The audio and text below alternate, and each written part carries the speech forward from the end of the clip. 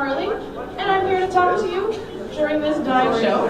So, in a minute or two, we're going to have our diver Cam come down, and even though this glass is about 3 inches thick, he can actually see you.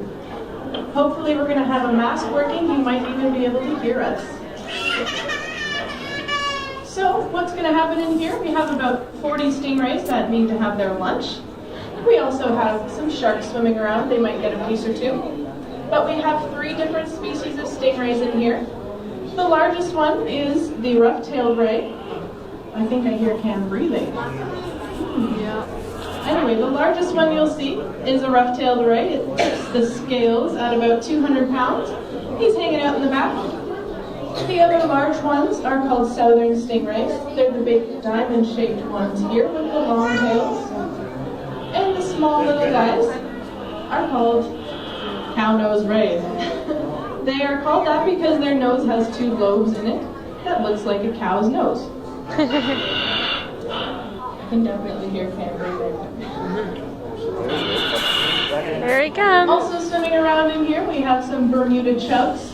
Those are these little fish. I feel bad for these fish because they're in school and it's Saturday. We also have a grouper in here and a few other smaller fish as well. So the cool thing about sharks and stingrays is that they're actually in the same family. Stingrays are kind of like pancake sharks. They don't have any bones at all. Their skeletons are made up of cartilage, which you and I have in our bodies. If you want to give your nose a little bit of, maybe your ears, that's what their skeleton's made of. So how about we wave to Cam? Hello, Cam. I heard a rumor, Cam. Somebody told me that somebody in the tank is having a birthday today. Apparently so, yes. So it is Cam's birthday. Happy birthday, Cam. What are you feeding them today, Cam? Let's see. I've got They really love him. beefloat and potatoes today. All right. And how many pounds of food do you have for them? Well, for the day, it's going to be about 35 pounds of food for all the stingrays in here every day. So they eat about 35 pounds of food a day, if you didn't hear that. So what he's doing is he's just grabbing a couple pieces of fish, putting it in their mouths. You'll notice that the stingrays, their mouths are on the bottom of their body. So normally, when they're in the wild, they're eating fish and crustaceans, things that they can find along the bottom. Their teeth are a little bit different from shark teeth. They're crushing plates that they use to crush the food. Cam, have you ever been bitten by a stingray? Yes, I have. I can fit probably no once a week. The stingrays never beat it, but they don't have regular teeth. They have dental plates, which is a crushing action. A lot of people ask what it's like to be bit, and it's kind of like having your hand pinched in a car door. It's not pleasant, but it's not too bad. Yeah, so if you guys didn't hear that, their teeth are flattened dental plates, and sometimes they bite accidentally, and it just feels like having your finger slammed in a door. Ow. Not comfortable, but not too bad. The other thing that sharks and stingrays have in common is their skin. Their skin is actually made up of tiny little teeth called denticles. You'll notice when you're upstairs and you can touch the stingrays, it's coated in a little bit of a slimy texture. That's their mucus. They use that to prevent getting scratched since they're on the bottom a lot. Cam, can you maybe feed one up against the glass for us so we can see their mouth underneath? Sure. See what this looks like. Sharks also have the denticles on their skin. You'll notice if you're lucky enough to touch one of the sharks upstairs, it's a little bit rougher going the opposite direction. So since the denticles layer on top of one another, the water is able to pass over them really quickly. People have used that technology in bathing suits, which are now illegal in the Olympics since they make the swimmers go so much faster. Oh, so cool. So is anybody here afraid of sharks? You gonna put up your hand if you're afraid of sharks? Leesa. Out of those people, how many of you are afraid of your toilets? Not very many. Well, it's a true fact that more people every year are injured by toilets than by sharks. What? It's also true that more people are killed by vending machines falling on them than by sharks. So next time you're going to That grab is bag so of chips, make sure you're being cool. extra careful. That is awesome. Sharks are only mistaken my identity, that's all. So Cam, how warm is the water in there today?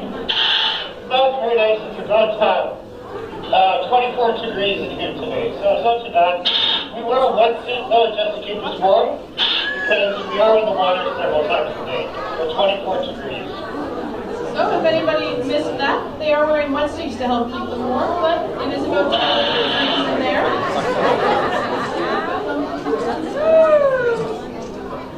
So unfortunately for the stingrays in the wild, since their mouths are on the bottom, they're constantly looking for food on the bottom, they like to eat the same things that we do, and sometimes, from time to time, they get caught in the nets that we use to fish. This is called bycatch. Bycatch is a serious issue, and this is something that we can help prevent by choosing to eat sustainable seafood. If you are out at the grocery store, you'll see a little sustainable seafood symbol, or you can go online to seachoice.org, find out where it is sustainable. It looks like a stroke. We also know that shark finning is a delicacy in some countries. Shark finning has a devastating effect on the population of these sharks. And by that same degree, they have a very big impact on the I wanted to feed a ecosystem. hammerhead. So oceans are very important for us. It's where we get a lot of our food. It's where we get a lot of our oxygen to breathe. So we got to make sure we're taking care of our oceans and taking care of our fish. Does anybody have any questions for Cam?